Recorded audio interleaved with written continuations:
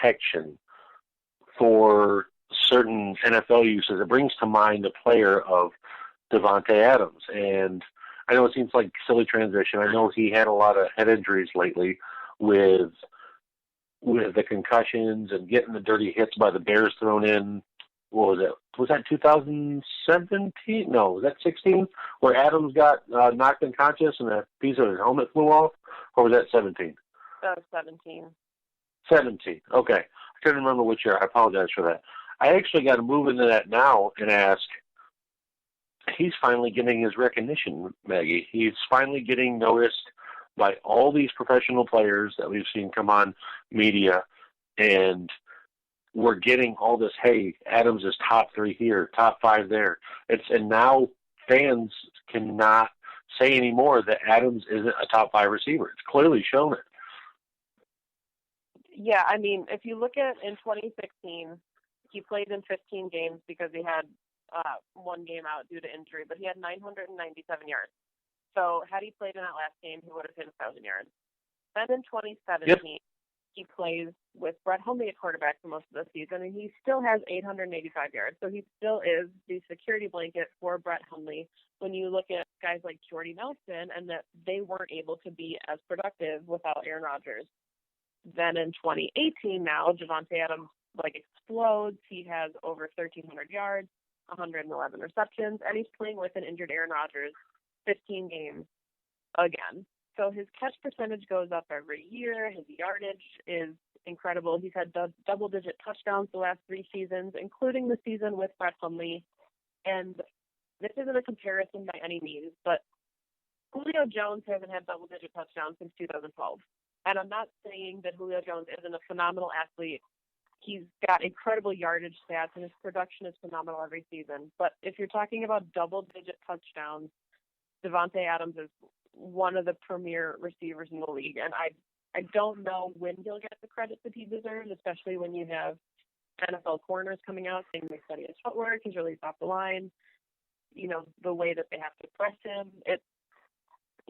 It'll happen, I think, eventually, but he still isn't necessarily in the talk with as much acknowledgement as he should have, considering the numbers he still put up with Brett Hundley. A lot of people think that his production comes from Aaron Rodgers, and I don't agree with that statement.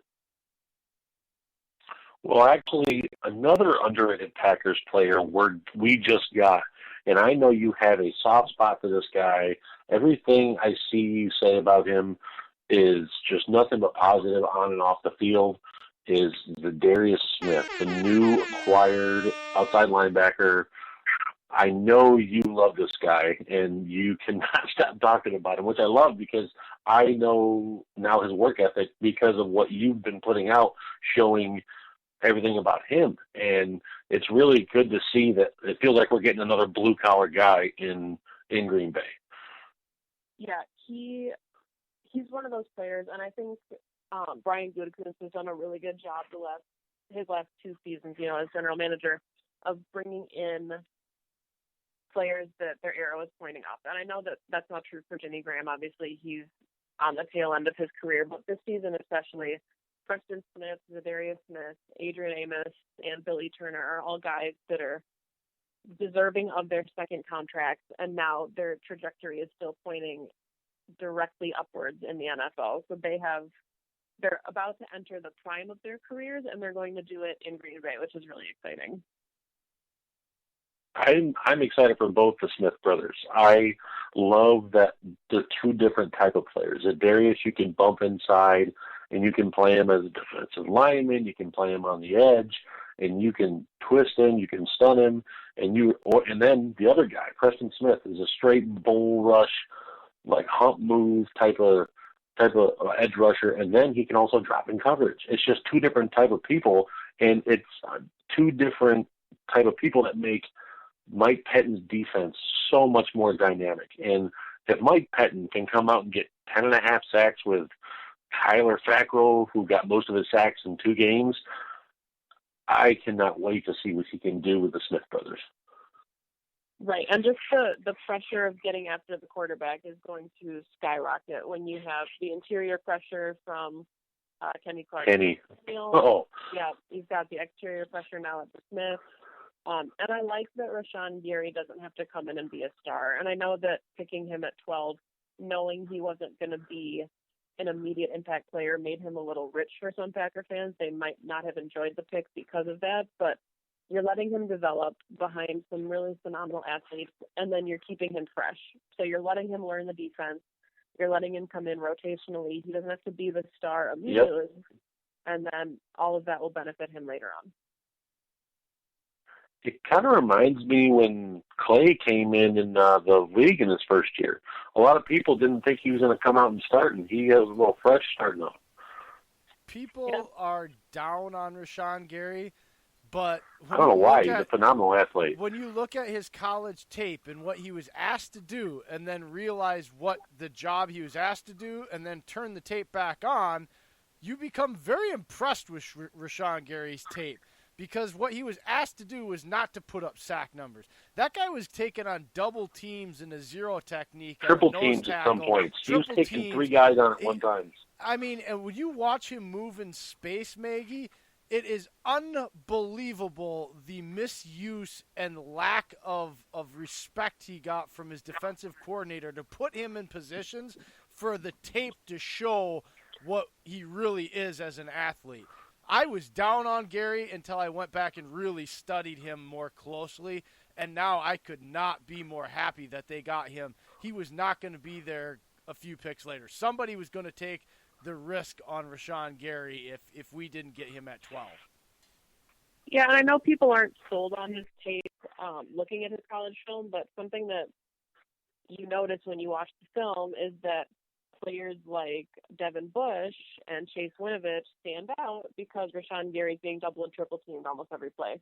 Bingo. So he might not have the flashy numbers, but it's because he's such a disruptive force that he's freeing up other guys on the line, which is ideal, especially when you come into a Mike Pettin defense where he's going to send different blitzes, different pressures, and you're never going to know where the pressure's coming from.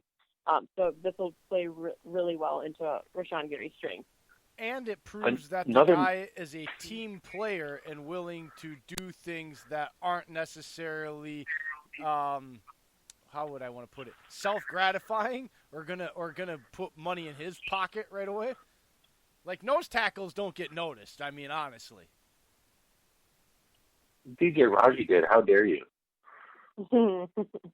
That was the end. You don't talk about the freezer like that. I don't care. That's the freezer.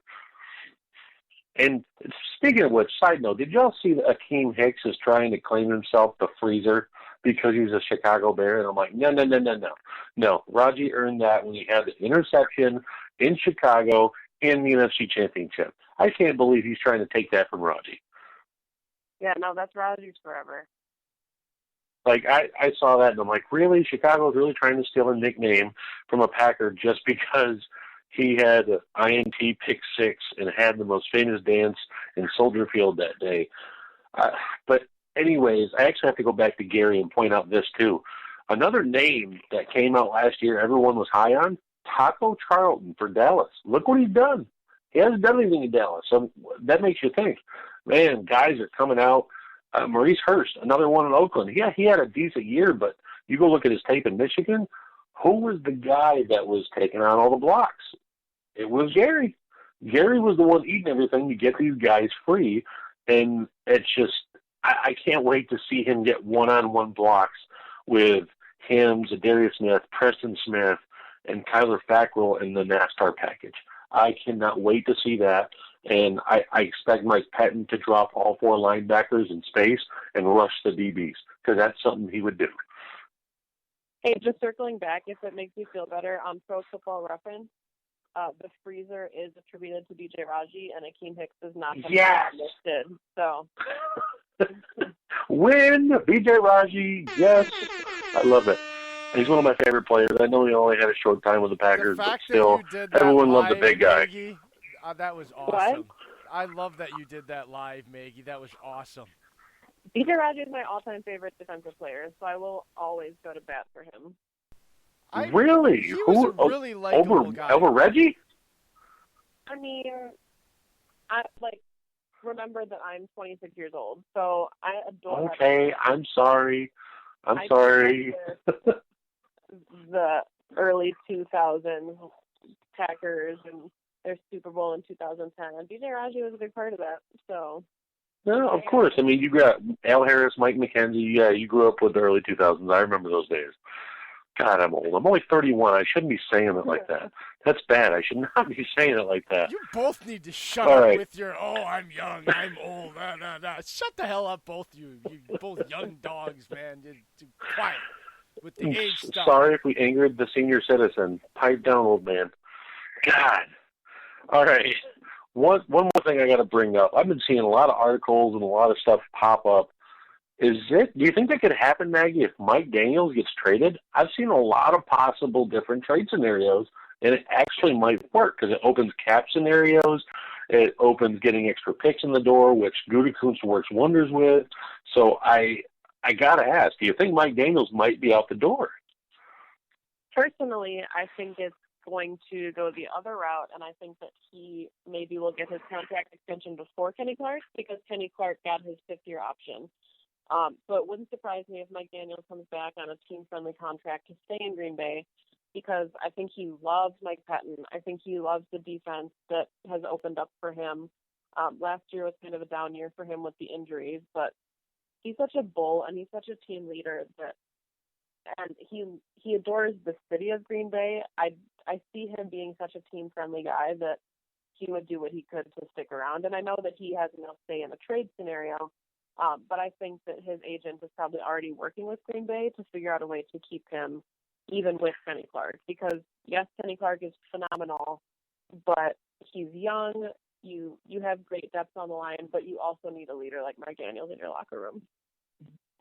Well, with guys that we just drafted the past couple of years, like from Montravius Adams, if he comes out and shows out this year, or our big guest next week, Kingsley Keke, people are saying he was an underrated pick in the 5th round, and with his size and transition from defensive end to defensive tackle in there, it crowds up the locker room, and with all that young talent, I don't know if Daniels, do you think he can fit in the Pettin scheme, like with the type of versatility because of like was Darius Smith and Preston Smith and Gary would be able to play multiple positions? Do you think Daniels can do it?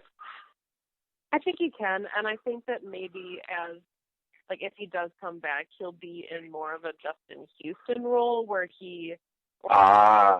role where you have Keke and Adams and Tyler Lancaster, whoever steps in the middle, and Mike Daniels comes in rotationally. I mean, he's only 30; he's not old by any stretch of the imagination. There's still tread on the tires, right? But yeah, I get that.